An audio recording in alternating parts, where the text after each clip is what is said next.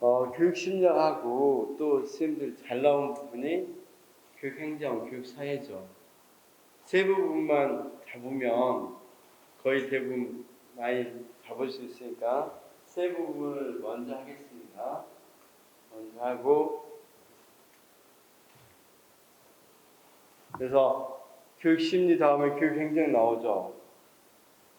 교육행정은 또 조금 모르신 분이 많이 있어서 교육행정 해드리고 교육사 해드리고, 오늘 이제 이 시간 끝나면 교육심리학 다 끝나거든요. 그러면 교육사회가 어려워요, 교육행정이 어려워요?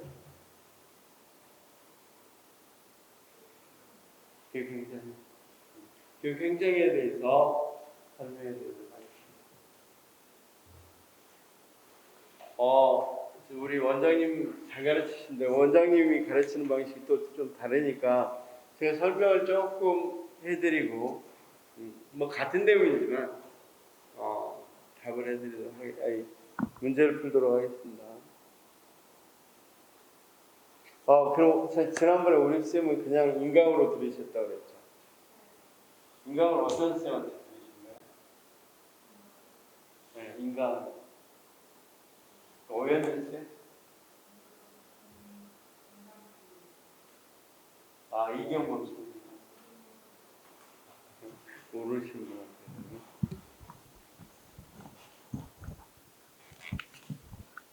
이게 많이 다른가요?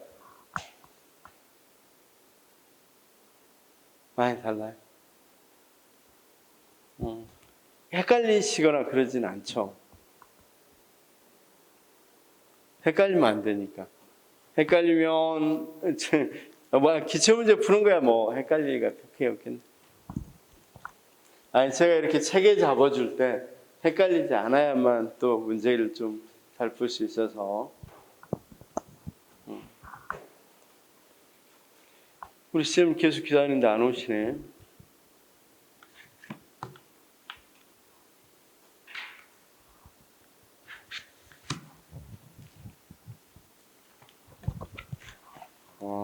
그냥 편하게 수업을 들으세요. 보시면 수업 들으신 분들이 그냥 좀 경직되셔가지고 그러시던데 그냥 편하게 하시면 됩니다.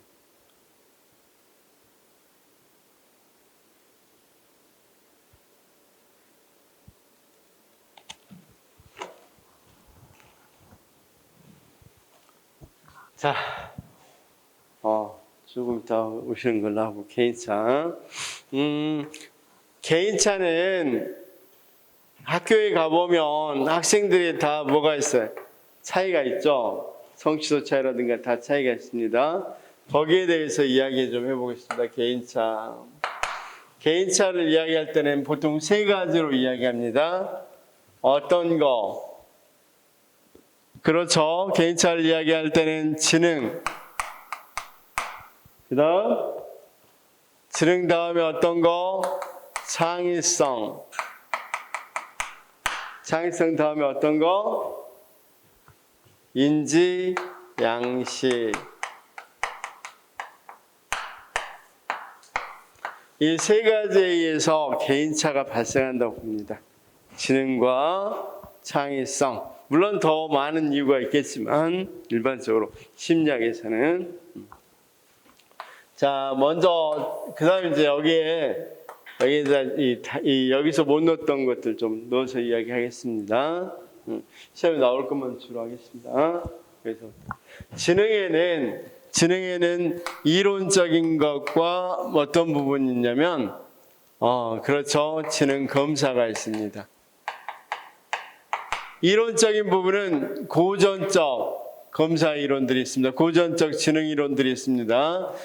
그 이론을 지능을 측정할 수 있다. 그래서 지능 측정학적 관점 이렇게 부르기도 하고 부릅니다. 그 다음 이거 현대적 관점.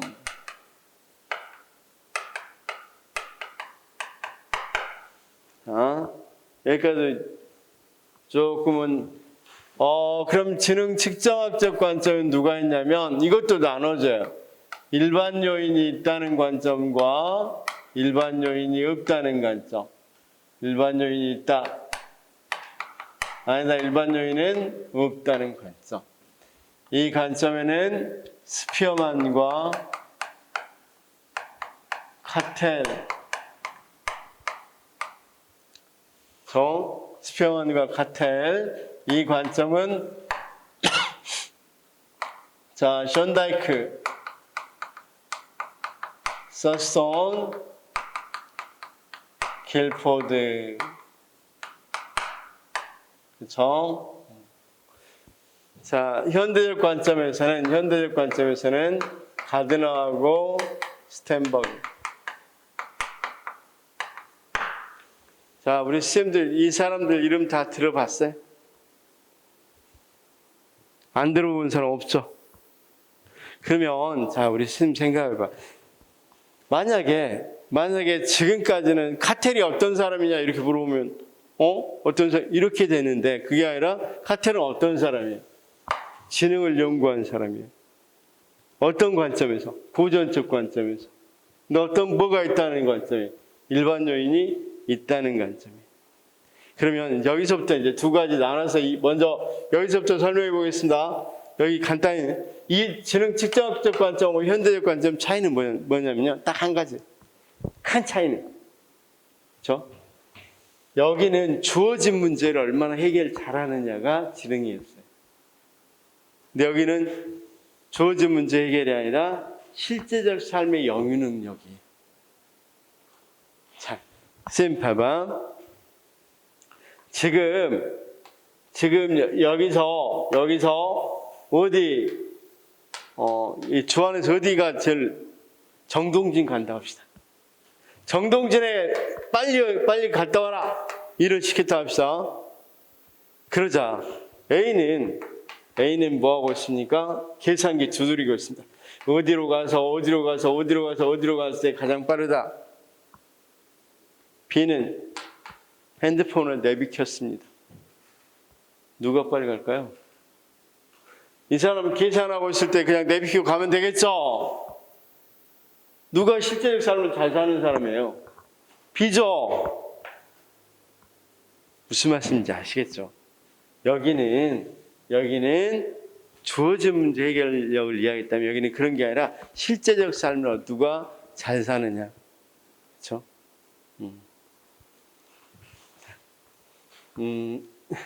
그게 지능으로 봤어요. 지능.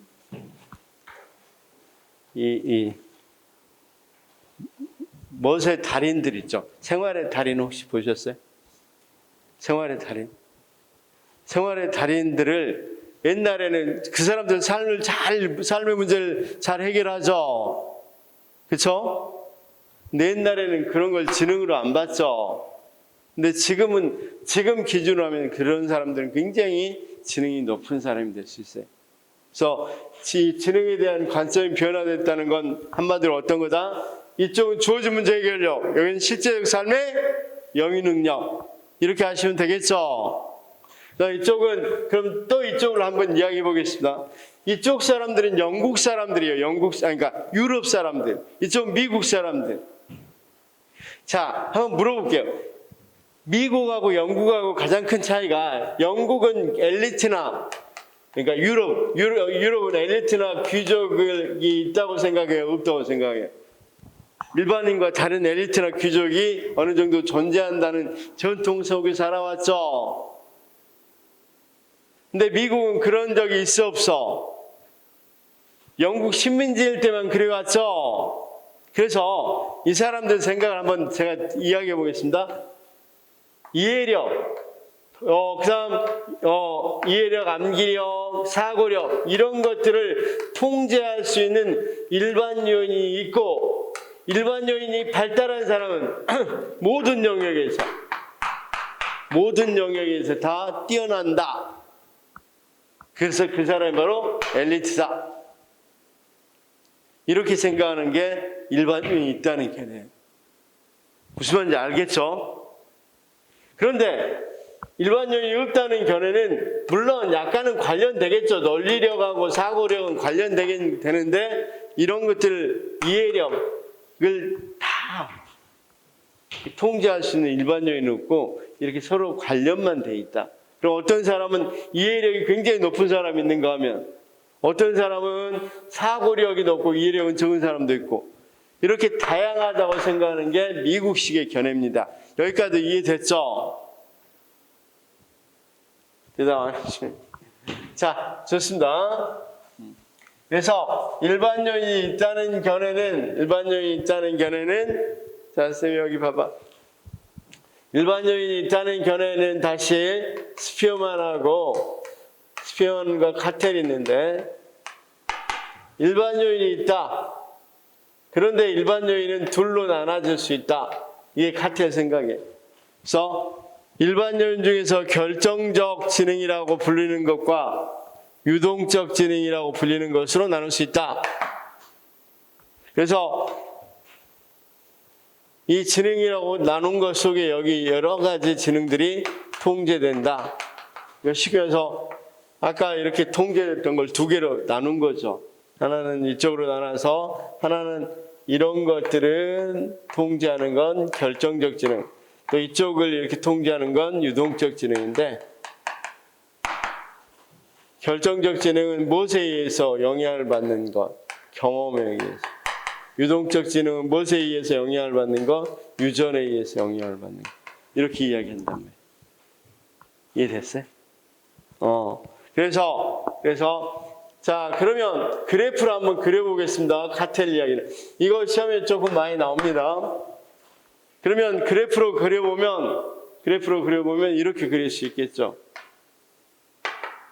자, 만약에 이제 여기가 0에서 시작하느냐, 아니면 20세에서 시작하느냐 좀 다르지만, 0부터 한 15살, 20살까지는 유전도 늘어나, 안 늘어나? 뇌세포가 늘어나, 안 늘어나? 늘어나죠. 그 다음 경험도 쌓여야 안 쌓여요? 쌓이죠. 그러니까 둘 다 발달하겠죠. 그런데 아시다시피 20세가 넘어가면 우리가 유전적으로는 뇌세포가 죽어가 더 많이 살아나. 죽어가죠. 그 다음 어떤 건? 경험은 더 늘어나겠죠. 그럼 이 두 가지를 더한 일반 지능은 어느 정도 일정하겠죠. 자, 우리 쌤 진짜 죄송한 말씀입니다. 연세가 지금 어떻게 돼? 나이가 지금. 그럼 지금 뇌세포가 죽어가고 있는 중이죠? 자, 안 물어보겠습니다. 그러면 이게 봐봐요. 금방 느낄 수 있는 게 암기력 같은 거 어때요? 암기력은 고등학교보다 더 못하죠? 이게, 우리 쌤 아직은 모를까? 아직은. 이게 30대 넘어가면 암기력 못한다는 건 금방 느껴요. 그 다음 정보 처리 속도. 그래서 이 정보 처리 속도 같은 경우는 유동적 지능에 속해, 여기. 그러다 보니까 유전이니까 점점 암기력, 정보 처리 속도는 떨어질 수밖에 없겠죠. 그래서 이 프로게이머들은 30세 전후로는 안 되죠. 거의 그 전후의 왜냐하면 속도가 되게 빨리빨리 정보를 처리해버리니까. 근데 그건 유전하고 관련되는데 점점 뇌세포가 죽어서 할 수 없으니까. 속기 바둑도 마찬가지예요. 바둑 기사들이 그래서 나이 드신 분들이 없단 말이에요. 그런데 쌤 사회적 능력이라든가 일반 상식은 어때요? 가면 갈수록 쌓이겠죠. 어느 구사력, 그렇죠? 그래서 이쪽은 이거 많이 헷갈려 합니다. 결정적 지능 하면 무엇에 관계된다? 같은 기억, 경험. 유동적 지능, 같은 이응, 유전. 꼭 그렇게 기억하셔야 됩니다. 여기까지 이해됐죠? 이제 카텔은 다 됐습니다. 스피어만은 아주 간단해요. 어떻게 이야기한다? 일반 요인과 뭐가 있다? 일반 요인과 특수 요인이 있다. 이렇게 하면 구분합니다. 그렇죠? 그래서 미안해. 스피어만은 이미 했고, 존 다이크는 다요인선. 아까 이야기했다시피 발달한 사람들은 여러 가지다 이거죠. 그렇죠? 여러 가지 요인에 의해서 발달이 일어난다. 다요인설.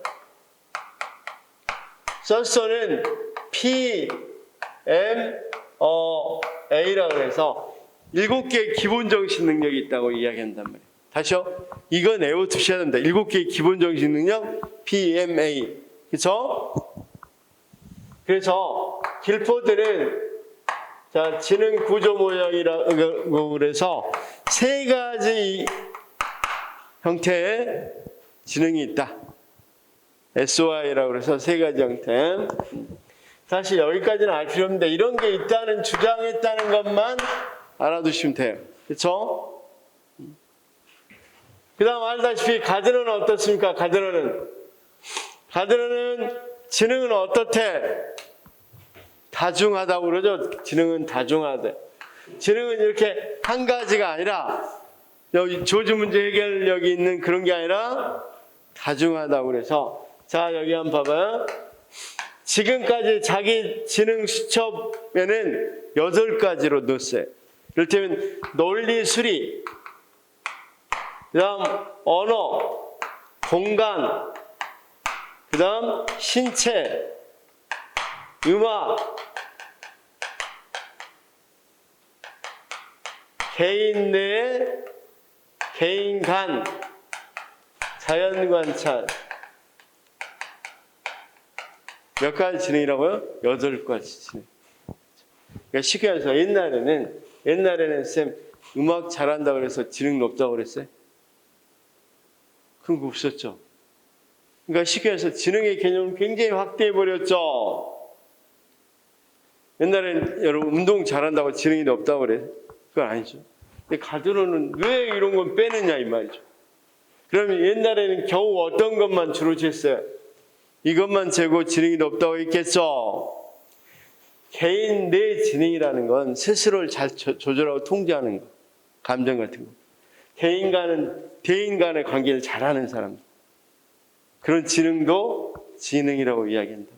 그래서 이 2가지를 뽑아서 골메인이라는 사람이 우리가 정서지능, EQ 뭐 이런 거 나오죠? 를 만들어냈어요. 나중 이야기니까 놔두고. 여기까지 이해가 됐어 안 됐어? 이렇게 굉장히 다양하다는 거야 지능이. 이걸 그래서 다중지능이론이라고 이야기한단 말이에요. 다중지능. 여기까지 알겠죠? 그러면 종래 지능검사로는 잴 수 없겠죠? 자, 쌤, 왜 이 사람이 유명하냐면 여기 한번 봅시다. 옛날에 학급을 딱 들어가면 우수학, 중간, 열등학 뭐 이렇게 구분했죠? 그런데 가드너는 이런 8가지 지능이 있고 모든 학생은 한두 가지 영역에서 천재적인 영역이 있다는 거야. 모든 학생. 학급에 있는 모든 학생은 즉 영희는 수학 못하죠. 국어 못하죠. 그렇지만 노래를 굉장히 잘한다. 좋아하고 잘한다. 그럼 음악적 지능이 높은 거죠. 민수는 다른 건 잘 못하는데 운동을 정말 잘한다. 그런 신체적 지능이 높은 거죠. 민지는 다른 건 몰라도 스스로 잘 참아내고 자기에 대해서 화난 일 같은 것도 잘 소화하면서 자기 할 일을 잘한다.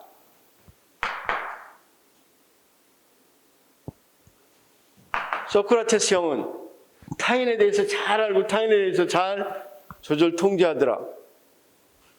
잘 하시죠. 그러면 이제는 선생님들이 딱 학교 들어가면 8가지의 천재아들이네. 다시 한 번만요. 8가지 천재. 그 다음, 자, 그러면 어떻게 가르쳐야 되냐? 8가지 천재하라고 그러죠. 그리고 모든 지능들은 어느 정도까지는 학습될 수 있대요. 그럼 어떻게 가르쳐야 되느냐? 이렇게 물어보면 이렇게 가르치래요. 만약에 음악적 지능이 높은 아까 영희가 있었다고 그랬죠. 걔에게는 자, 걔가 뭐 사회 같은 경우 또는 국어 같은 거 싫어해. 그럼 차라리 어떻게 하면 돼요? 강점을 살려서 자, 우리 쌤 역사는 흐른다 노래 있죠. 야, 역사는 흐른다 노래 있잖아. 그럼 노래로 만들어라. 그럼 열심히 하려고 하겠죠. 수학 공식을 노래로 만들어라고 그러면 어떻게 재밌어라고 그러겠죠? 그런 식으로 강점을 활용해서 약점을 보완해라. 그다음 될 수 있는 모든 지능을 자극하는 수업을 해라. 이게 가전의 핵심이에요. 그리고 지능은 이렇게 다양할 뿐만 아니라 어떤 지능이 가장 좋냐 그렇게 이야기하니까 지능은 다 똑같다. 상황에 좋은 지능이 다 다르다 이거죠. 지금 쌤들이 어떠한 상황이다. 대인 간 갈등 상황이 있다면 이 지능이 제일 중요하겠죠. 그렇죠? 자, 쌤 만약에 지금 도둑이 들어온다. 그럴 때 지능이 어떤 지능이 중요해지겠어요? 그럼 음악적 지능은 노래 잘하는 것뿐만 아니라 소리 잘 듣고 이렇게 그리고 이 지능이 높은 사람들은 주인인지 아닌지도 자기 가족인지 아닌지도 구별해낸다는 발자국 소리로 그런 거 중요하겠고 또 신체적 능력, 신체적 지능도 중요하겠죠. 그래서 상황에 따라 또 지능이 다 다르기 때문에 지능은 뭐가 중요하냐? 그런 동등하다. 그렇죠? 그다음 이런 지능들은 자 우리나라에서는 높은 지능이 미국 가서는 낮은 지능이 될 수도 있다고 이야기한단 말이에요. 즉 사회 문화나 맥락에 영향을 받는다 이렇게 주장을 한다고. 이해됐죠? 그렇죠? 그래서 자, 그다음 이제 마지막으로 하나만 더 해야 되는데 지능은 그다음 독립돼 있다고 본단 말이에요. 왜냐하면 이 실어증 걸린 천재적인 음악가가 있다. 그렇다면 언어 지능은 굉장히 낮죠. 실어증 걸렸으니까. 천재적인 음악가는 음악적 지능도 없죠. 그래서 지능 간에는 독립돼 있다고 생각을 했단 말이에요. 그렇죠? 자, 그런 생각을 갖고 가드너를 한번 문제를 풀어보도록 하죠. 가드너까지. 스탠버그 문제는 또 설명하겠습니다. 문제 풀다가 거기 문제 풀어보겠습니다. 개인차에 대한 설명으로 옳지 않는 것은 결정적 지능은 경험에 따라 변화할 수 있다. 경험 맞죠? 자, 창의적인 사람은 이제 창의성까지 해버렸네. 이건 그냥 합시다. 나중에 또 설명해 드릴 거니까. 모호성을 잘 견디고 과제 집중력이 높은 경향이 있다. 이거 맞습니다. 문제를 해결할 때 충동형 학습자는 여기까지 또 내고요. 학습자는 속도에 주안을 두지만 숙고형 학습자는 정확성에 주안을 둔다. 이것도 맞고. 장독립적 학습자는 사물을 전체적으로 이건 틀렸습니다. 4번은. 이건 쌤들 다 공부가 돼 있죠. 장독립, 장의존 그렇죠? 위트킨 카겐까지 문제를 이렇게 넓게 냈어요. 전체를 냈어요. 자, 그 다음 64번 문제. 지능에 대한 학자와 설명을 옳은 것은 길포드는 지능이 내용, 형식, 조작, 산출이라는 4개가 아니라 자, 지능은 자, 쌤 몇 개 차원? 3개 차원으로 봤어요. 내용, 조작, 산출. SY 3개 차원. 길포드는 3개 차원으로 봤다. 그렇죠? 자, 여기 지능 구조 모양을 SY라고 그러고 3개 차원, 내용 차원, 그다음 산출 차원, 내용과 산출, 작용, 뭡니까 거기, 산출, 조작, 작용이 아니라 조작. 이렇게 봤다는 것만 알아두시기 바랍니다. 자, 스탠버그는 이거 아직 안 가르치려고 그러는데 지능이 맥락적, 정신적, 시간적이 아니라 맥락적, 그 다음 경험적, 그 다음 요소로 구성되어 있다 이렇게 봅니다. 3. 가드너는 지능이 사회 문화적 영향을 아까 받는다고 그랬죠? 서로 독립적이며 다양한 능력 구성. 뒤에는 맞는데 사회 문화적 영향을 받는다고 그랬죠? 4번 카테르의 지능을 유동적, 결정적 지능으로 구분하고 결정적 지능은 교육이나 훈련의 결과로 맞죠? 아까 카테르의 결정적 지능은 경험에 영향을 받는다고 그랬으니까. 자, 쌤 여기 스탠버그 나왔으니까 설명할게요. 우리 한번 쌤들 여쭤볼게요. 학교는 왜 다닙니까? 학교는 왜 다녀요? 학교에 남으려고 다닙니까? 사회에서 잘 살기 위해서 아니죠. 그러면 학교는 사회를 잘 예측할 수 있어야 되겠죠. 그렇죠? 그런데 학교는 사회를 잘 예측할 수 있어요, 없어요? 학교의 우등생이 사회의 우등생이 아니에요. 일부 그럴 수 있지만 아닌 사람도 많이 있죠. 그래서 자 봐봐, 이 스탠버그는 여기가 검사가 잘못됐다. 지능은 사실은 상황적 지능, 상황적 하위 요소, 경험, 그다음 개인 내 머리에 있는 그런 것으로 구성되어 있다. 그래서 이럴 때면 상황적 지능은 환경을 잘 뭐한 사람, 선택하고 적응하고 변형하는 사람. 이것도 지능이라는 거예요, 지능. 쉽게 말해서 부침성 있는 사람. 자, 선생님 봐봐. 부침성 있는 사람 또는 환경을 이렇게 잘 적응하는 사람들은 어때요? 나중에 성공해요, 안 해요? 예를 하나 들어볼게요. 어디 가서, 북극에 가서도 아이스크림을 파는 친구들이 있어요. 사막에 가서 모래 팔아. 굉장히 어쨌든 잘 적응하고 그런 친구들이 있죠? 그런 친구들 성공해요, 안 해요? 사회적으로. 다시. 우리 사회적으로 성공한 사람들 중에서 이렇게 사회적 관계를 잘 맺어서 사회적 능력이 좋은 사람이 성공한 케이스 있어요, 없어요? 굉장히 많잖아요. 자, 알았어. 알았습니다. 넘어갈게, 일단. 경험적 지능. 경험적 지능은 경험을 자동적으로 하거나 신기하게 하거나. 이건 자, 생활의 달인, 아까 이야기했으니까 생활의 달인들은 자신의 경험을 어떻게 해요? 생활의 달인 있는 사람은 되게 빨리 하죠. 그 다음 어떻게 해요?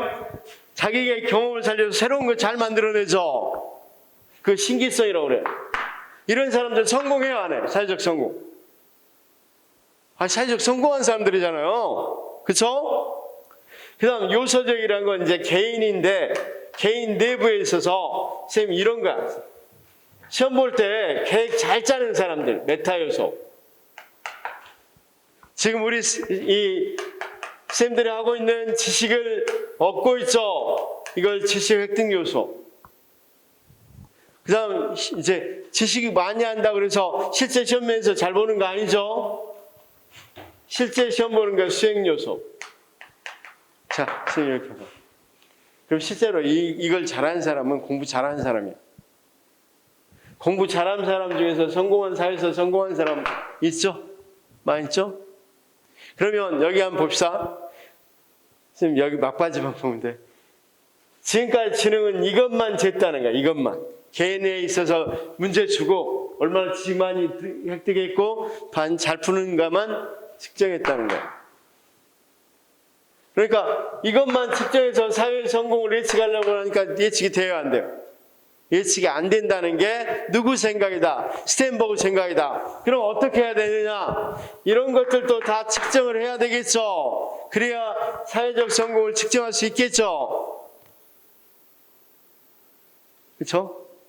그러면 그러면 우리가 경험 잘 활용하는 거, 생활의 달인 이런 사람보다 우리 지능 좋다고 했다, 좋다고 했습니까? 안 했습니까? 지능 좋다는 말 안 했잖아요. 근데 누가 보기에는, 스탠버그가 보기에는 실제적 삶의 영유 능력을 너무 잘 영유하고 있으니까 지능이 굉장히 좋은 사람들이다. 이렇게 생각을 한단 말이에요. 여기까지 이해가 됐죠? 안 돼? 돼야 되는데. 그러면 스탠버그에게 물어봐요. 어떻게 가르칠래? 그러면 상황적 지능을 높이기 위해서는 쉽게 해서 적용력을 높이면 된다. 경험적 지능을 높이기 위해서는 창의력을 높이면 된다. 요소적 지능을 높이기 위해서는 분석력을 높이면 된다. 자, 제가 구호쌤입니다. 톰 소여의 모험을 책을 읽었어요, 애들에게. 자, 각 등장인물의 성격은 어떠냐? 이거 물어봤어요. 그럼 뭐를 키워줄 수 있어요? 분석력이겠죠. 자, 그러면 이렇게 물어봐요. 거기 나오는 등장인물하고 우리 반 애들하고 누구랑 닮았냐? 이렇게 물어보면 적용력이겠죠. 자, 그러면 우리 반 애들로 한번 톰소의 모험처럼 새로운 소설 써봐라. 창의력 키우겠죠. 그럼 세 가지가 다 커지겠죠. 세 가지가 다 커지면 사회적으로 성공할 수 있어 없어? 성공할 수 있겠죠. 그래서 스탠버그는 성공지능을 이야기한다고요. 성공지능, 사회적 성공지능. 자, 그래서 거기까지 보시면 그다음 쌤 65번이죠. 스피어만은 지능이 일반 요인과 특수 요인으로 구성되었다고 본다. 맞죠? 카텔은 그 지능을 유동지능과 결정적 지능이라고 그랬죠.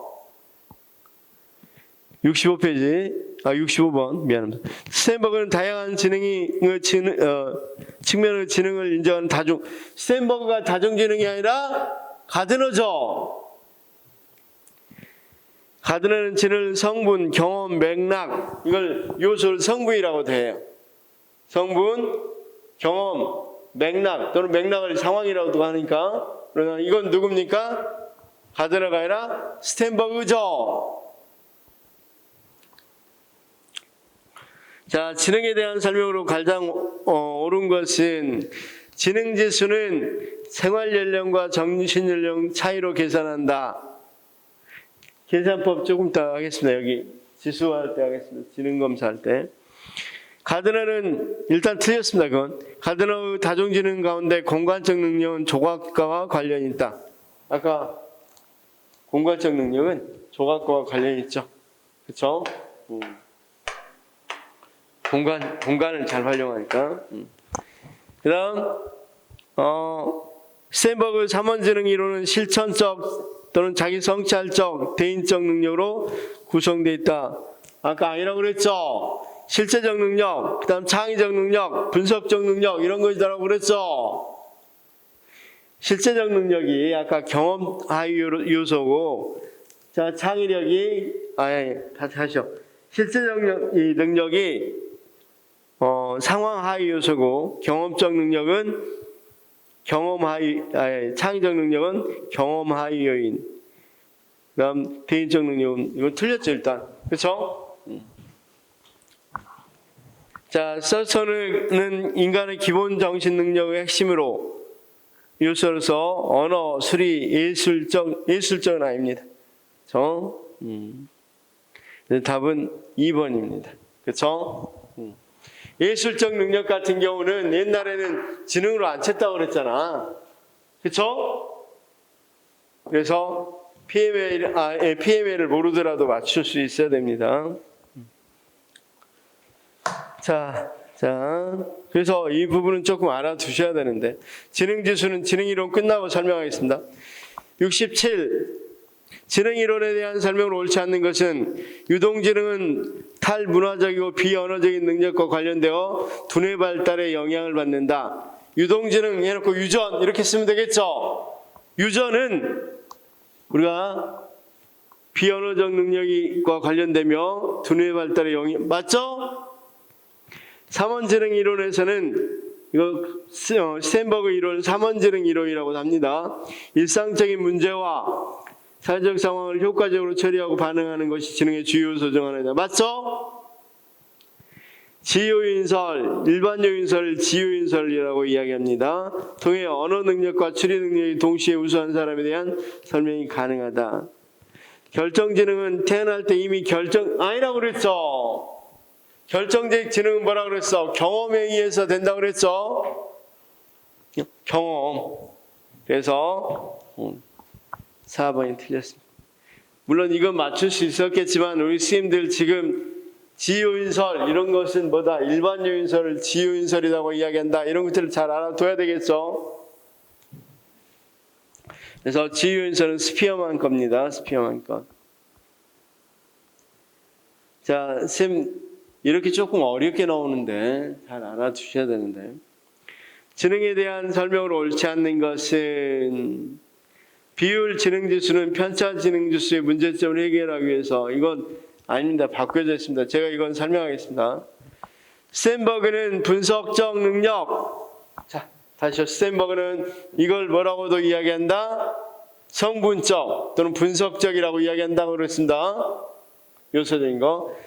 자, 분석적 능력. 그 다음 창의적 능력, 실제 능력, 세 능력으로 구성성 맞죠? 자, 여기 한번 봐봐. 이 경험, 상황적인 건 실제적 능력이라고 그럽니다. 실제적 능력, 상황적인 건. 경험적인 건 창의적이라고 이야기했었죠. 여기는 분석적 또는 거기 같이 자, 뭐라고 그렇죠. 분석적이라고 봅니다. 여기는 분석. 제가 이야기했죠. 분석, 창의, 실제.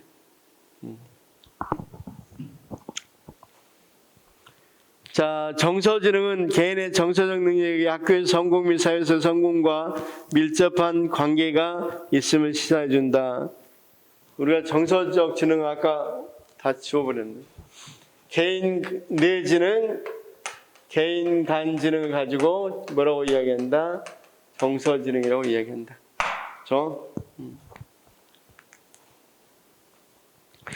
4번 가드라는 지능이 높으면 모든 영역에서 우수하다고 간주하는 총례의 지능 이론을 비판하고 지능은 상호 독립적이고 여러 지능 맞죠? 그래서 4번 맞습니다. 그러면 답은 1번이겠죠. 이걸 설명해 드리겠습니다. 자, 그 다음 69번 문제 한번 풀어보시죠. 스탠버그의 3원 지능 이론에 대한 설명으로 옳은 것은 지능은 경험 포착, 관계 유출, 상관인 유출의 인지원리 사용. 이건 말이 안 되죠? 안 들어왔죠? 이번 지능을 인지활동, 내용, 정리, 결과의 세 차원 상호작용의 산술에는 이것도 안 들어갔죠? 세 번째 지능을 상황, 경험, 이거 들어봤죠? 상황, 경험, 요소. 다음은 그럼 3번이다. 자, 일단 지능이론 좀 어렵죠? 그러면 지능이론은 어떤 걸 정확히 알아야 됐어요? 이게 이 구분은 정확히 돼 있어야만 되겠죠? 그렇죠? 그 다음 가드너하고 스탠버그도 정확히 알아야 됩니다. 그래서 정리를 조금 해서 보시면 좋겠다. 그러면 지능검사 부분 좀 해보겠습니다. 그냥 편하게 들으시면 됩니다. 지능검사를 최초로 했던 사람이 누구냐면 누굽니까? 비네입니다. 비네. 그냥 이야기처럼 할 거니까 잘 들어보십시오. 비네가 프랑스 사람인데 그때 당시 프랑스에서 뭘 잘했던 사람이다. 뭐 수리 통계 부분의 권위자였어요. 근데 프랑스가 1904년에 교육법을 통과시키려고 하는데 그 교육법은 부진화를 위한 교육법이었어요. 근데 놀랍게도 그 당시에 부진화 변별법이 없었어요. 누가 부진화를 위한 법을 만들려고 하는데 누가 부진화인지 부진화가 아닌지 구별하는 방법조차 없었단 말이에요. 그래서 비네에게 그걸 구분해 주시오 이렇게 물어보니까 비네가 그래서 만든 게 지능검사. 그래서 비네는 이렇게 이야기했었어요. 비네는 제일 어떤 걸 썼냐면 정신연령이라는 개념을 사용했어요.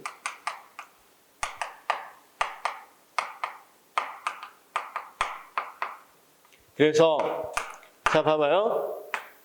6세 아동들이 풀 수 있는 문제 6문제를 가지고 있다. 이런 5세 아동한테 줘봤어요. 6세 아동이 풀 수 있는 문제를. 그랬더니 다 풀었어요. 그러니까 비네는 어떻게 말하냐면 실제 연령은 몇 세인데 5세인데 정신 연령은 6세다 이렇게 말을 했어요. 그러면 얘는 부진화 아니죠. 근데 거꾸로 실제 연령은 6세인데 6세가 풀 수 있는 영역을 하나도 못 풀고 5세가 풀 수 있는 능력만 일부 풀었다. 그러면 걔는 부진화로 볼 수 있겠죠. 그렇게 해서 이야기했어요. 그리고 정말 양화시키지 마라 그랬어요. 양적으로 표현하지 마라. 양적으로 표현하면 낙인된다. 이렇게 이야기했어요. 그런데 터만이라는 사람이 있어요. 터만이라는 사람 미국 스탠포드대 교수였는데 미국 사람들은 양화시키는 걸 좋아하죠. 그래서 이렇게 바꿔버렸어요. 이 말을 정신연령을 뭐 어떤 걸로 나누어서 실제 연령으로 나누어서 곱하기 100을 하면 IQ가 될 수 있겠죠. 거꾸로 해야 되는데 바꿔버렸네. IQ를 이렇게 양화시키지 말라는 게 누구였는데? 비네였는데. 그럼 제가 한번 해보겠습니다. 아까 실제 연령이 몇 세라 그랬어? 5세. 정신연령은 몇 세야? 6세. 곱하기 100 하면 어떻게 되겠어? 120. IQ는 120. 이렇게 만들어낸 게 이걸 이제 무엇에 따라 만들었다고 해서 실제 연령과 정신연령의 이 비율에 따라서 만들었다고 해서 무슨 지능지수? 이걸 비율 지능지수라고 그랬어요. 여기까지 이해는 됐어요? 지금 반응이 있어야 되는데 다 알면서도 그러죠. 지금 시험이 얼마 안 남았으니까 다 알면서도. 그렇죠? 그럼 비율 지능지수인데 비율 지능지수의 문제점이 뭐야? 쌤? 우리가 일반적으로 15세까지 실제 연령이 15세까지는 지능이 계속 발달하죠. 이때 정신연령이라는 건 지금 뭐 이렇게 말하는 정신연령이 아니라 문제 해결 능력이에요. 그럼 여기서 15세 그럼 100이 됐겠죠? 그럼 한번 물어볼게요. 30살 먹으면 문제 해결 능력이 정신적으로 문제 해결력이 15세보다 더 높아졌습니까 지금? 쌤들이 중고등학교 공부했던 그 공부력하고 지금 공부력하고 어때요? 별반 차이 없죠? 이건 정신연령은 크게 안 늘어나요. 정신적 조작 능력은.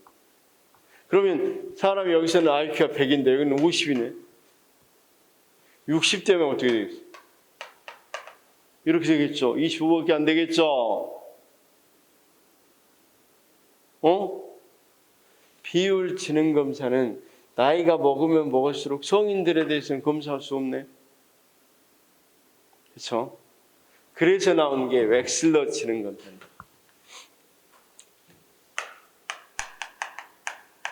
웩슬러 지능 검사는 편차 지능 검사라고 그래서 편차로 알아보는 거예요. 편차로. 이건 아주 간단합니다. 같은 나이 또래에서 어디에 위치하느냐로 지능을 재는 거예요. 그래서 자 우리가 혹시 표준 점수 배웠어요? 표준 점수 배웠죠? 대답이 없어요. 대답이. 표준 점수는 평균을 좌우로 해서 1표준 편차 사이에 뭐가 있다는 가우스 정리 입각에서 68%가 있다는 가우스 정리 입각에서 나왔죠. 그래서 여기가 몇 퍼센트, 위에가 좌우 대칭이니까 16% 이렇게 있단 말이에요. 그럴 때 편차 지능 검사는 평균을 100으로 하고 표준 편차를 1이 아니라 10으로 했어. 그럼 115는 아니 10으로 했으니까 115면 몇 표준차만큼 흩어져 있는가? 앞으로 간 거야. 표준 편차를 15로 했으니까 1 표준 편차만큼 앞으로 간 거죠. 115는 그러면 어떻게 해석하냐면 자 우리 쌤 23세라고 그랬죠. 쌤 시험 봤는데 이 점수 맞았어. 115 나왔어. IQ가. 그럼 23세 중에서 상위 몇 퍼센트? 16%다. 이렇게 해석하는 것이 여기 있는 것처럼 편차 치는 거죠. 그럼 이것의 문제점을 해결하기 위해서 이게 나왔죠. 그럼 한번 아까 문제를 풀어봅시다. 아까 문제를 풀어볼 때 자 68번에 1번 한번 봐봐요. 68번에 1 비율 지능지수는 편차 지능지수의 문제점을 해결하기 위해 틀렸죠? 거꾸로 됐잖아. 비율 지능지수의 문제점을 해결하기 위해서 뭐가 나왔다? 편차 지능지수가 나왔다. 그다음 또 지능지수 나온 문제가 어디가 있었죠? 66번 문제 1번 봐봐요.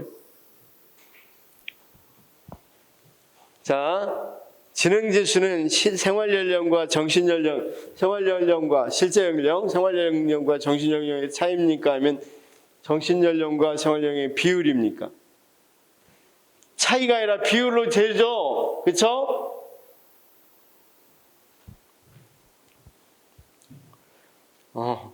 지금 되게 힘들어.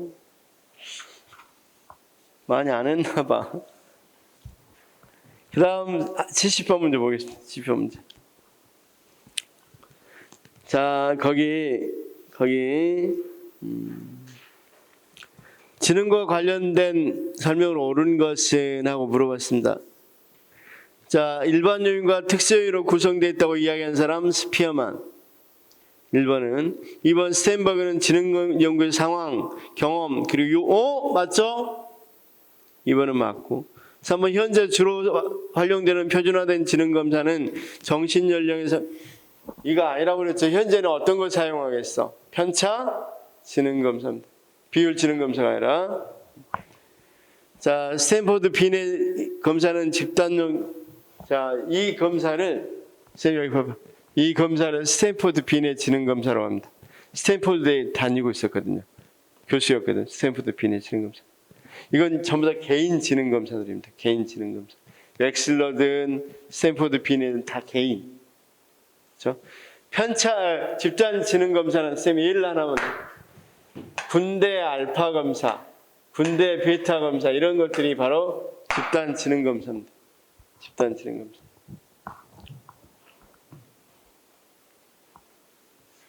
자, 그 다음 이제 91번부터 할 문제를 푸는데, 선생님들,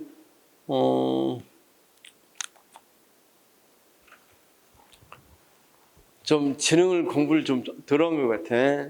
지능이론에 대해서 잘, 문제를 푸는데 좀 어려움을 겪은 것 같습니다. 그렇죠? 선생님들 표정을 딱 보면 알 수 있어요. 표정을 딱 보면 얼마나 어려운지 알 수 있어. 그래서 자 여기 제가 그래도 지능에 대해서 한번 정리를 좀 해놓으시기 바랍니다. 넘어가도록 하겠습니다.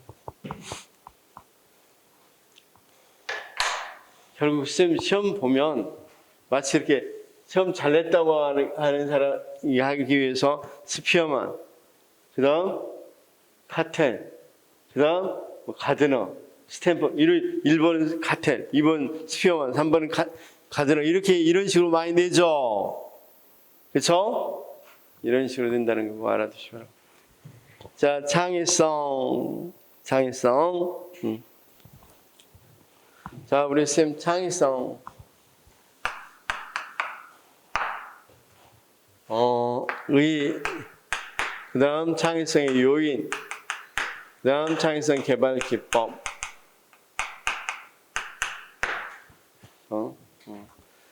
자, 시험 문제 2문제밖에 안 나왔으니까 그냥 크게 무시해도 됩니다. 그래서 자, 의의에서는 이것만 알아두시면, 의의는 그래서 놔두고. 개발 기법은 이렇게 알아두시면 됩니다. 먼저 어떤 거? 오스본의 세 사람이 유명합니다. 오스본하고, 그 다음, 뭡니까? 드리븐이 아니라, 드보노. 그 다음 또 하나가 시네틱스를 이야기하는 사람이 갑자기 생각이 안 나네. 시네틱스 누가 이야기했어? 시네틱스. 비유, 유추, 주장하는 사람. 고든. 이 세 사람이 유명하는데 지금 시험은 이거 겨우 하나 나왔어요. 오스본 하나 나왔고, 그 다음 거기 문제 있죠? 브레인스토밍이. 오스본의 브레인스토밍. 만약에 나올 가능성 있는 게 드보노거든요. PMI하고 육색 사고 모자기법. 여기는 시네틱스가 있다. 이 정도로 알아두시면 돼요. 이거 다 알죠? 그 다음 요인은 고전적 요인으로서 토렌스 것이 있고, 여기도 스탠버그 이름이 나옵니다. 스탠버그가 있습니다. 그렇죠? 그럼 다 알 거라고 생각하고 토렌스 것만 조금 여기 문제에 갖춰서 한번 이야기해 보겠습니다. 문제 풀어보겠습니다. 자, 오스본이 주장한 창의적 사고 기법인 브레인스토밍의 기본 원칙으로 옳은 것을 모두 고르면 브레인스토밍이 뭐라고 그랬습니까? 옳은 것? 자, 브레인스토밍의 네 가지 원리. 먼저 자유분방해야 된다. 그렇죠? 그다음 뭘 금지시켜야 됩니까? 비판의 금지. 그다음 많이 생산해야 되죠. 양산.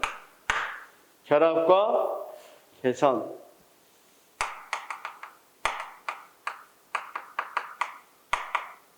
이 네 가지 원리를 지켜야 된다고 이야기하는 사람이 뭐다? 브레인스토밍이다. 원리를 지켜야 된다고 이야기하는 게. 아이디어는 양보다는 질을 우선한다. 틀렸죠? 기억은. 아이디어들끼리 결합과 개선 좋고 아무리 우스꽝스러운 아이디어도 수용한다. 맞고 아이디어에 대한 평가는 마지막까지 유보한다. 그것도 자, 원래 아이디어에 대한 평가는 하지 않는 건데 마지막까지 유보한다. 좋습니다. 그럼 일단 기억이 들어가면 틀립니다. 그래서 1번하고 4번은 틀렸고, 그 다음, 그렇죠. 아무리 우스꽝스러운 아이디어라도 수용한다고 되어 있죠. 비판을 금지하고. 그래서 3번이 답이죠. 그래서 보통은 어떻게 이야기해요? 이거 할 때, 조금 좀 그렇지만, 비양자결 이렇게 하면 되겠죠. 왜냐하면 브레인스토밍이란 말이 뇌폭풍이란 말이에요. 그래서 뇌폭풍이 온 비양이 자결했다. 뭐 이렇게 해오면 되겠죠. 너무 끔찍합니까? 뭐 대답 안 해주니까 넘어가겠습니다. 그다음 72번은 쌤 거기 토렌스가 이렇게 이야기했어요. 토렌스라는 사람이 창의성을 구성하는 요소는 뭘까? 그럴 때 유창성,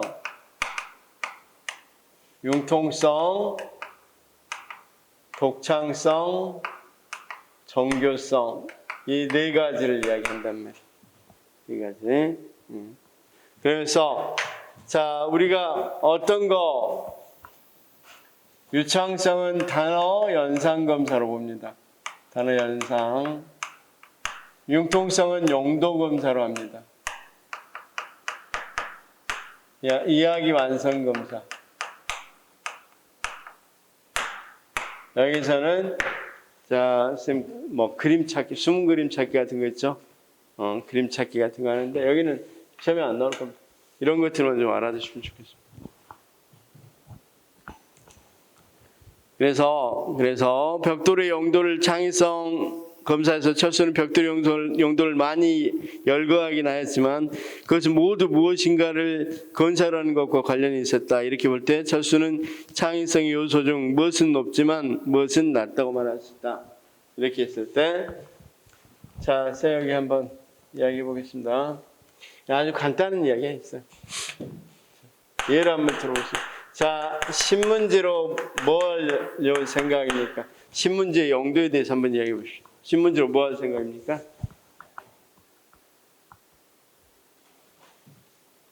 생각이 잘 안 나요? 좋아요. 그러면 우리 쌤 바늘의 용도를 이야기해 보겠습니다. 그랬더니 민수가 이런 말을 해요. 바늘의 용도, 옷을 기울래요. 그 다음 모자도 깁는다. 모자를 깁겠습니다. 그렇죠? 그랬더니 또 양말도 깁는데요.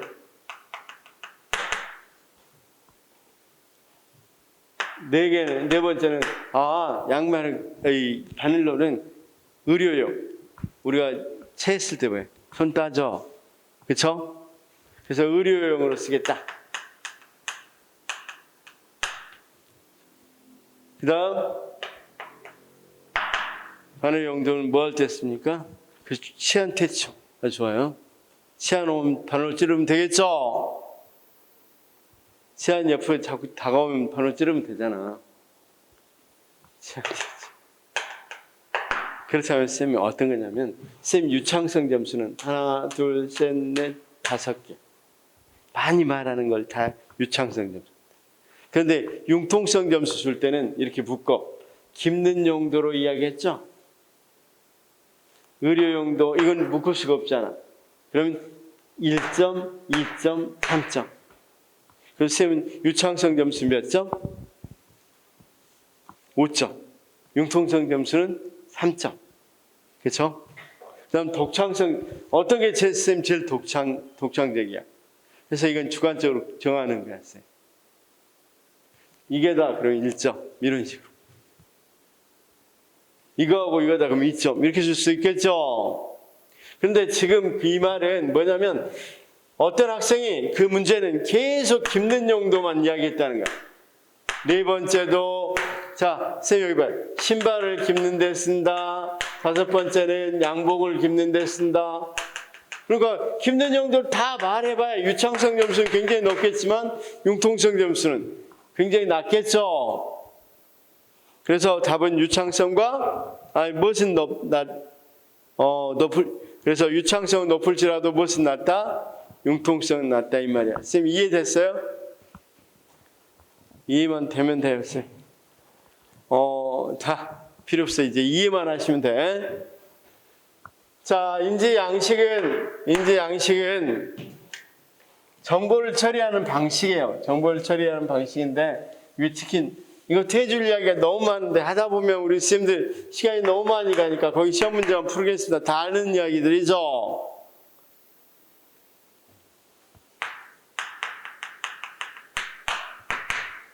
자, 위치키는 장독립형과 장의존형으로 나눴죠. 그랬을 때 거기 장독립형은 어떤 거라 그랬습니까? 거기 장독립형 양식을 진학자의 일반적 특징으로 옳은 것은 몇 번? 1번이죠. 그래서 장독립과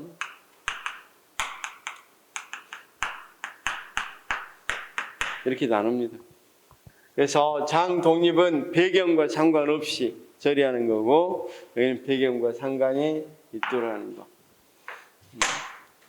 자, 쌤 간단하게 설명하겠습니다. 이건 지금 한 문제 나왔지만 아까 문제도 있고 그러니까 간단히 설명 한번 해서 답 나오면 금방 답할 수 있도록 하겠습니다. 이 위트킨이 미 해군의 교수였습니다. 미 해군 사관학교 교수. 그런데 아니 비행사들이 비행을 할 때 어떤 비행사들은 이렇게 막 회전하잖아요. 비행할 때 막 회전하잖아요.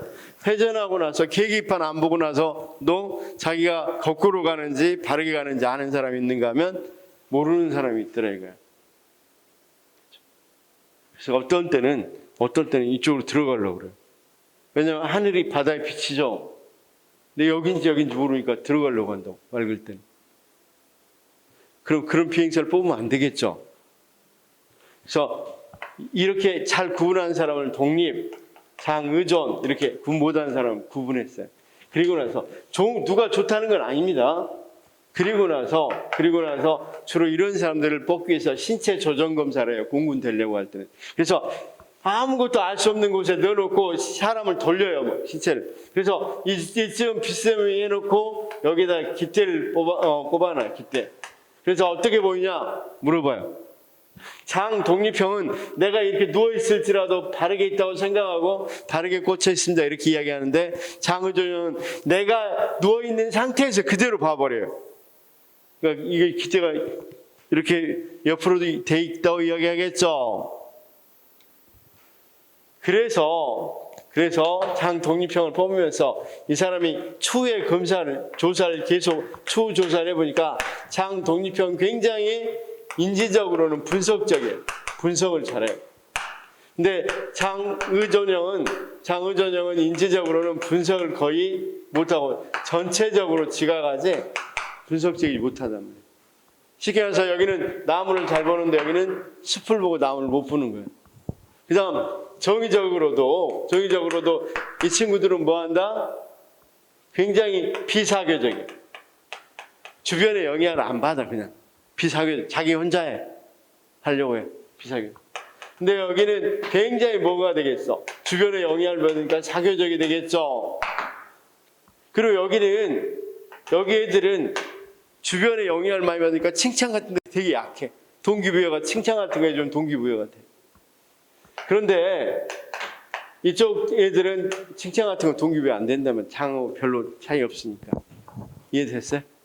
그러면 자 마지막 이야기했고, 그럼 어떻게 활용하면 좋은데? 실제로 이랬을 때 학교 현장에서는 이 신체 조정 검사 할 수 없습니다. 그렇죠? 잠입 도형 검사라고 그래서 도형 많이 나와 있고 여기서 높은 점수를 맞는 이게 장 독립형입니다. 그러면 선생님이 장 독립형에 맞춰서 가르치면 좋겠죠? 그렇죠? 그렇게 해라고 하는 거야. 그렇게 하라고 이게 이야기된 거라고. 나머지는 우리 선생님들이 다 외웠죠? 그래서 장 독립형에게는 어떤 자료를 주고 비구조화된 자료 주고 매체도 비계열화된 매체 주고, 그쵸? 순차적 말고 비순차적 매체 주고, 장의존형에게는 구조화된 자료 주고 매체도 순차적 매체를 사용해라고 그랬죠? 좋습니다. 다 아는데 괜히 제가 흥분해서 이야기한 것 같아. 13번까지 풀었습니다. 렌줄리는 미국에서 굉장히 영재교육에 공헌하는 사람입니다. 그래서 이제 개인차니까 여기에 영재, 부진화 다 보면 되겠죠? 개인차니까 쇄골이 모형만 꼭 기억하십시오. 다른 건 다 잊어먹은 거 좋습니다. 쇄골이 모형. 영재는 어떤 사람이냐? 이렇게 물어봤을 때 어떻다? 인지능력. 이건 일반 능력 또는 인지능력인데 지능을 말합니다. 그 다음 창의성. 그 다음 과제, 집착력. 이게 모두 다 높으면 영재들아. 그럼 그거 골라봅시다. 자, 평균 이상의 일반 능력. 평균이, 지도성은 없죠? 그래서 2번. 자, 특수학습자 유형 문제 나오면, 자, 답은 무조건 학습장애입니다. 학습장애. 그냥 아무 문제 없는데 학습을 못하는 걸 학습장애라고 합니다. 그래서 우리 두 문제 다 나왔는데 둘 다 학습장애가 답이었어요. 75번, 76번 학습장애. 그쵸? 한번 읽어보고 학습장애만 잘 보시기 바랍니다. 우리 교육학에서는 특수교육학이 또 있어서 이거 잘 안 나오거든요. 나온다면 학습장애만 나와요. 그렇죠? 그 다음 77번은 방어 기제입니다. 사회적으로 용인할 수 없는 중독을 정반대의 반동 형성이죠. 78번 용납할 수 없는 충동, 생각, 행동들을 무의식적으로 다른 사람에게 전가시킨다. 이거 뭐라 그랬습니까? 투사. 그렇죠? 투사한다고 이야기했습니다. 자, 79번. 거기 태행부터 쭉 있는데 옳지 않는가 한번 빨리 골라보면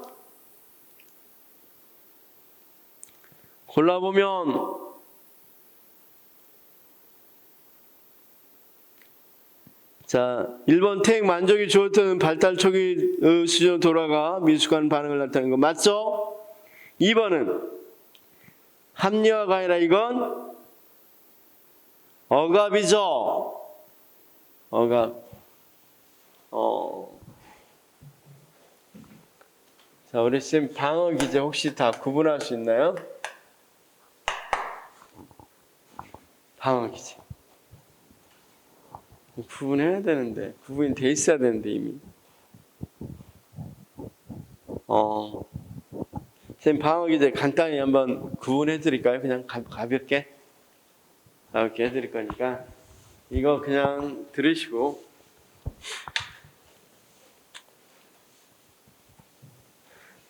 방어 기제의 특징은 프로이드는 이렇게 돼 있대요. 우리가 이쪽 무의식, 이건 의식. 근데 여기 자아가 무의식이 자꾸 자기를 공격하면 불안해지죠. 그렇죠? 그걸 신경질적 불안이라고 그러는데 이 신경적 불안을 해소하는 무의식적으로 해소하는 거. 이 영역 자아 영역이긴 한데 무의식에 들어가 있죠. 그걸 방어 기제라고 이야기해요. 그러니까 방어 기제는 사용한 사람이 의식적으로 사용한 게 아니라 무의식적으로 사용하는 거예요. 자, 그러면 방어 기제는 어떤 게 있는지 한번 보겠습니다. 합리화는 어떤 거냐면 합리화는 자기 기만이야. 자기 기만. 합리화 핵심 뭐라고요? 자기 기만. 자, 한번 물어보겠습니다. 자, 우리 쌤, 거짓말하고 합리화 차이가 뭐가요? 거짓말하고 합리화. 거짓말은 자기가 알고 해요. 근데 합리화는 자기가 모르고 무의식적으로 하는 거. 자, 여우가 가다가 포도가 있어요. 저 포도 따야 되겠다. 한데 안 따죠? 그러니까 뭐라 그래? 에이, 저 포도 실 거야. 자, 우리 쌤 반장 선거 나가려고 했어. 근데 누구도 안 해줘. 그럴 때 뭐라고 그래? 에이, 반장 해봐야 시간만 많이 들 거야. 이렇게 하는 것이 뭐가 된다? 자기 기만이고 자기 잘 내는 거죠. 합리화예요. 근데 방금 이야기할 때 거짓말 아니잖아. 자기가 의식적으로 거짓말한 게 아니라 그냥 자기를 많이 안 맞게 하는 자기 기만. 그렇죠? 자, 이해는 됐어요? 자, 그래서 쉽게 말해서 합리화시킨다고 그러죠. 합리화시킨다. 만약에 우리 선생님 국가직 합격하고 싶었어. 국가직 합격하고 싶었는데 지방직이 됐단 말이야. 그러니까 뭐라 그래? 아, 잘 됐어. 뭐 지방에 살면 물가도 싸고 돈도 모을 수 있을 거야. 이런 뭐가 되겠어? 여기 또 자기 기만이죠. 그래서 이것도 합리화입니다. 그다음 투사는 저 남 타닥이야. 남에게 전가시키거나 타다하는 것은 투사라 그래요. 자, 그래서 목수가 연장 타단다고 그러죠. 그런 말들은 자, 투사입니다. 그다음 이런 것들이 좀 어려운데 우리가 보상 그다음 또 뭐가 있습니까? 보상을 한다. 그다음 치환한다. 보상과 치환. 그다음 거기에 있는 것처럼 승화. 이거 차이만 간단히 설명하는데 이 세 가지가 구분하기가 제일 힘들어요. 세 가지만 자 키워드들 제시했습니다. 여기 나오려면 타닥이, 전가 이런 말이 나와야 됩니다. 여기서는 스스로를 위로하는 것, 자기 기만 이런 말들이 나와야 됩니다. 그 다음 보상은 뭐냐면 자, 이 운동을 잘하고 싶었는데 다리를 다쳤어. 그래서 이 운동을 하려는 욕구 대신에 그림을 열심히 그린다. 그러면 그건보다 보상이야. 쉽게 해서 욕구가 변합니다. 욕구가 변화. 뭐에서 뭘로? 운동 잘하는 것에서 그림 잘하는 것으로. 여기 둘은 대상이 변합니다. 대상.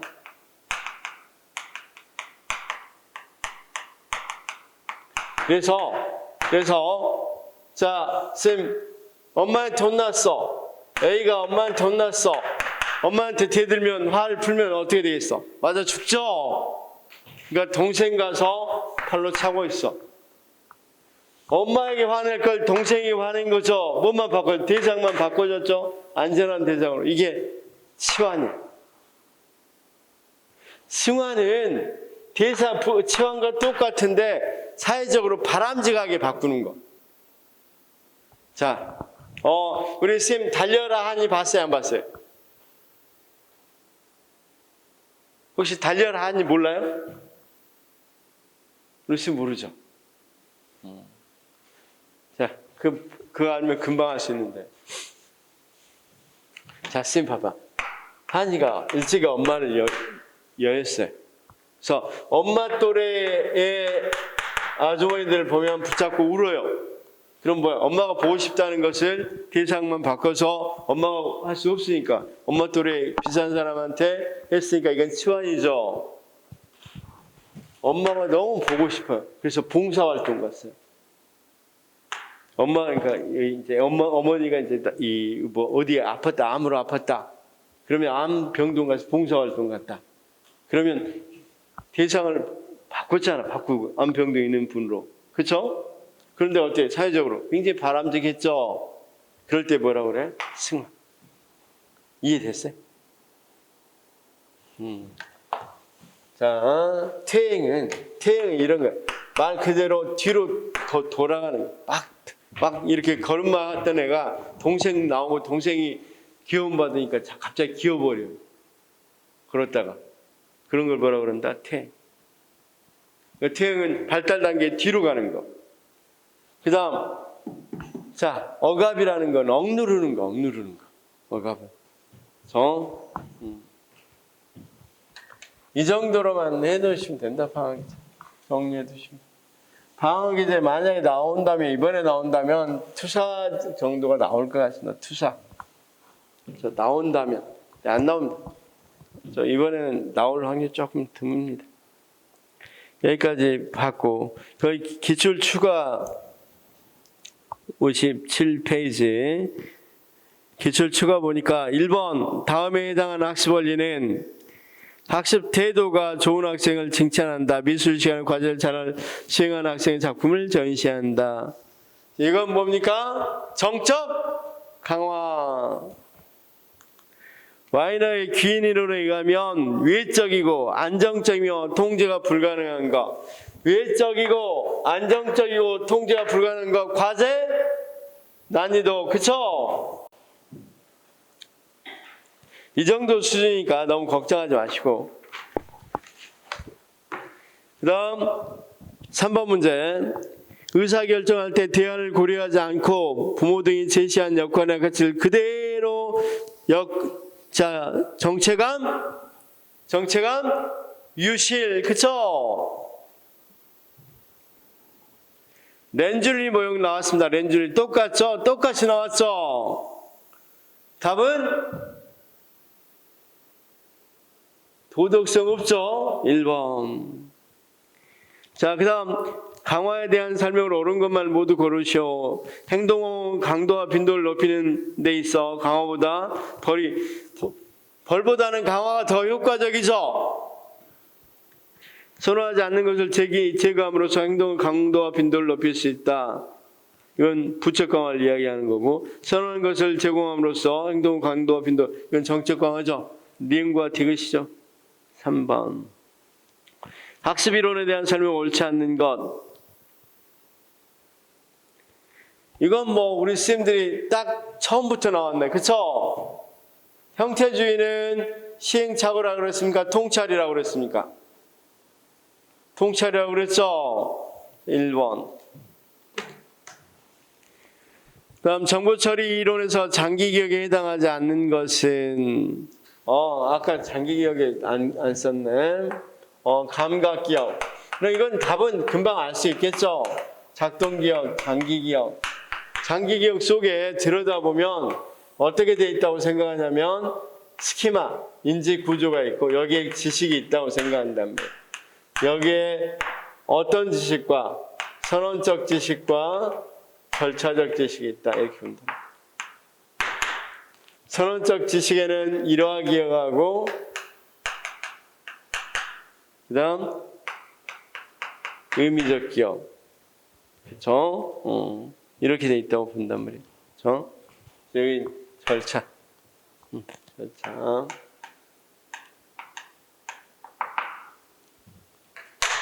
자, 쌤 한번 봅시다. 정동진은 어떤 곳이 정동진이에요? 우리나라 서울에서 동쪽에 있는 것이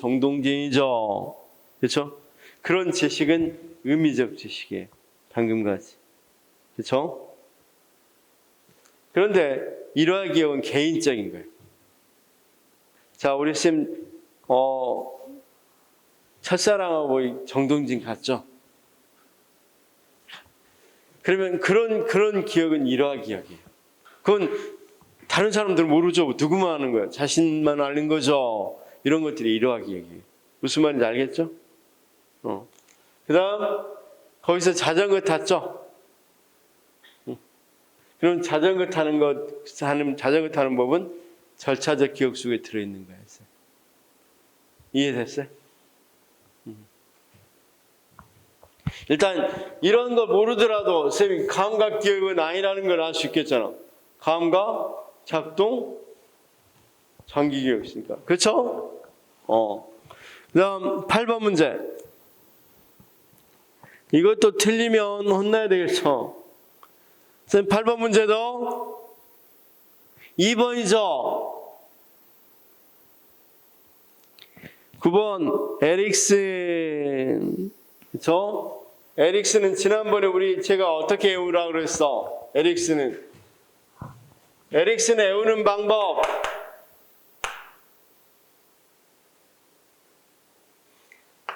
신자가 죽은 정친이 생각하면 통 잠이 안 온다. 신자 죽은 정친 생통 이렇게 외우라 그랬죠? 쌤 에릭슨 외울 때 이렇게 외우십시오. 신자가 죽은 정친 생각하면 통 잠이 안 온다. 신자 죽은 정친 생통. 그러니까 여러 번 하시면 금방 외워져요. 이것만 알아도 이 문제 맞출 수 있겠죠? 자, 그 다음 문제. 매슬로우에서 성장 욕구, 당연히 자아 실현 욕구죠? 비아제 인지 발달 단계에서 구체적 조작에 대한 설명으로 옳은 것은 구체적 조작입니다. 가설 연역적 사고는 형식적 조작이고 서열화와 분류 가능하다. 맞죠? 상징을 형성하고 사용하는 능력이 발달하기 시작한 건 전조작기라고 그랬죠? 가역적 사고 맞죠? 자, 지난번에 제가 상징적 사고 이야기해줬어, 안 해줬어? 감각운동, 전조작, 구체적 조작, 형식적 조작에서 전조작기의 상징적 사고. 이건 뭐냐면 소꿉놀이 할 수 있으면 상징적 사고를 하는 거예요. 나오는 거예요, 상징적 사고. 소꿉놀이 해보셨죠? 그럴 때 모래에 담아놓고 밥이라고 그러죠. 모래가 밥을 상징하고 있죠, 지금. 그런 사고가 상징적 사고예요. 자, 우리 쌤도 이 칼싸움 같은 거 해보면서 나뭇가지로 칼싸움 해봤죠? 나무를 뭘로 생각해? 칼이라고 하죠? 이런 것들을 상징적 사고라고 그래요. 이 상징적 사고가 쌤 감각운동이 아예 한두 살 때는 생기지 않지만 유치원이나 이런 다닐 때 생기죠? 발생할 때는 전조작입니다. 자, 이해 다 됐고, 쌤, 최근 문제는 뭐 거의 다 풀 수 있겠죠? 좀 어렵지 않게 교육심리학이 나왔죠? 못 풀겠어요? 최근 문제? 최근 문제 쉽잖아. 그래서 아까 지능 같은 문제가 어려우면 안 나오기 바라면 돼요. 지능이 어려우면 안 나오기 바라면 되겠죠? 너무 간단한 해결책입니까? 개인차 문제 나오지 말아라 이렇게 생각하시면 되고, 개인차에서 지능만 주로 좀 어렵게 나오니까 개인차하고 최근 문제,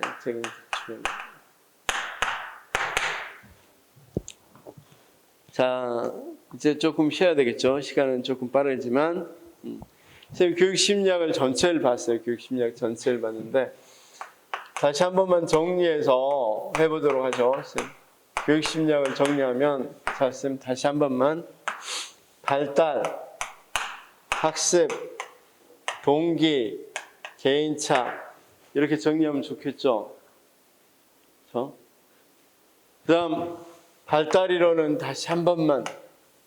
인지 발달, 정의 발달, 신체 발달은 시험에 안 나온다고 그랬죠. 인지 발달은 다시 어떻게 나온다? 삐아제가 연구했고 비고치키가 연구했고, 그래서 삐아제와 비고치키의 인지 발달 문제 나오고, 그 다음 정의적 발달은 에릭슨하고, 그 다음 에릭슨이 이제 자, 인성 발달하고 도덕성 발달. 대표적인 인성 발달은 물론 프로이드도 있지만 에릭슨. 인성 속엔 성격도 들어있습니다. 도덕성 발달은 누구? 콜버그. 자, 여기 한번 봅시다. 학습이론은 또 어떻게 나눌 수 있다고 그랬어? 학습이론. 학습이론은 행동주의, 그다음 사회, 인지, 그다음 인지주의, 구성주의도 있긴 하지만 세 가지 정도만 잘 알아두면 된다고 그랬죠. 그렇죠? 자, 이제 행동주의도 다시 고전적 조건 형성, 뭐 시행착오도 여기 들어가긴 해요. 시행착오에서 학습이 일어난다. 근데 어쨌든 행동주의는 외연적 행동의 변화가 학습입니다. 사고는 안 봅니다. 행동 변화만 봅니다. 그 다음 조작적 조건 형성, 이렇게 이야기했죠. 여기는 파블로프 실험으로 대표되고, 션다이크인데 그냥 넘어가고, 여기는 스키너로 대표되고, 그쵸? 시험은 제일 많이 나온 부분이 여기죠. 여기도 제일 많이 나온 부분, 이 사람들이 주로 제일 많이 나옵니다. 대표적으로. 이것만 해도 돼요. 다른 거 하지 말고 이 사람들에 대해서 하시면 돼. 물론 제가 프로펜 브루너가 책은 좀 나올 수 있다고 그랬죠. 그런데 그 놔두고 일단 기본으로, 그러니까 기본적으로 이걸 보시면 된다. 이 스키너, 이것만 잘 보면 되죠, 사실. 자, 사회인지론 반두라고. 사회인지론은 머릿속에 금방 다 기억되죠. 시험에 제일 잘 나온 게 관찰이었다고 그랬습니다. 그 다음 기대나 신념이 중요하다고 그랬습니다. 물론 강화를 무시하지는 않지만 기대나 신념에 의해서 학습이 일어난다고 그랬죠. 강화는 수행하는 거라고 그랬습니다. 행동을 계속 하도록 하는 거. 그 다음 뭐가 있다고, 스스로 조절한다. 스키너가 타인 조절 이야기니까 자기 조절 이야기했다고 이야기했습니다. 다음 환경에만 결정된 게 아니라 상호 결정된다. 환경도 행동을 결정하지만 행동도 환경 또는 개인 다 이렇게 상호 결정한다고 그랬죠. 상호 결정. 다음 인지에서는 특히 어떤 게 있다고 그랬어? 형태주의 통찰설. 그렇죠? 그 다음 정보처리 이론. 정보처리 이론은 그 모형을 꼭 기억하고 있어야 되겠죠? 끝. 이렇게 이 머리 체계가 일단 잡혀야 선생님들이 뭐 할 수 있어? 문제를 풀 때, 이 문제가 어디 문제구나. 그럼 어떤 식의 문제하고 비교되거나 어떤 문제의 핵심이 어떤 거고 어떤 식으로 문제가 나올 수 있다. 이걸 찾아낼 수 있다고.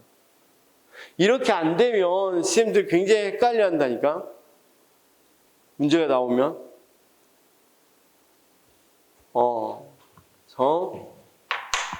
그래서 동기랑 아까 정리했으니까 넘어가겠습니다. 개인차도 정리했죠. 개인차도 지능이론을 그렇게 딱 정리해서 생각하면 어떤 문제가 나와도 거의 어렵지 않아요. 그렇죠? 자, 선생님 속으로 어려운, 너는 맨날 보니까 쉽지 하고 있죠. 그래서 자, 혹시 교육심리학 저희 질문이 있어요? 질문?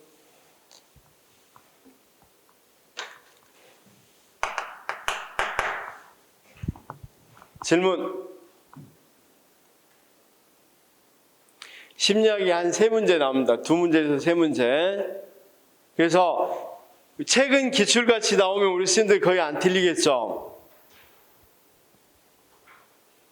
그래서 시험 기출같이 나올 거니까 걱정하지 말고, 만약에 조금 뭐 하기 위해서 킬러 문제라든가 구별하기 위해서 낸다 그러면 조금 더 들어갑니다. 그 빼놓고는 다 문제 맞추는데 어렵지 않을 거라고 생각합니다. 어쨌든 기출 문제는 굉장히 중요하니까 보시기 바라고, 10분간 쉬었다가 그 다음 행정 어렵다고 하시니까 행정해드리겠습니다. 그쵸? 행정해드리겠습니다. 자, 행정 말고 또 어려운 거 있으면 이야기하십시오. 자, 우리 쌤 행정이 어렵다고 그랬고, 쌤은?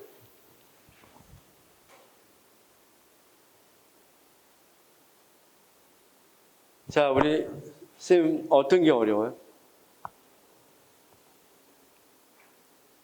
행정, 교육행정, 교육사회 여러 가지가 있잖아요. 행정. 우리 쌤도 행정이 어렵습니까? 행정 쉬운데. 행정이 제일 많이 나오죠, 그리고. 행정하겠습니다, 그럼.